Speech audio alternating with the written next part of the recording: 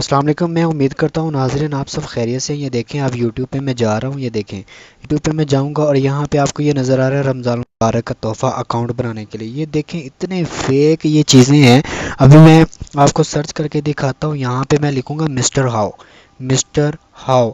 तो आपको ये देखें ये बंदे इतना झूठ बोलते हैं, इतना झूठ बोलते हैं कि आप मैं क्या कहूँ। ये देखें ये इनके आप ये देखें 8.6 के व्यूज़ इनके आते हैं और इनके जो सब्सक्राइबर हैं वो बेतहाशा हैं।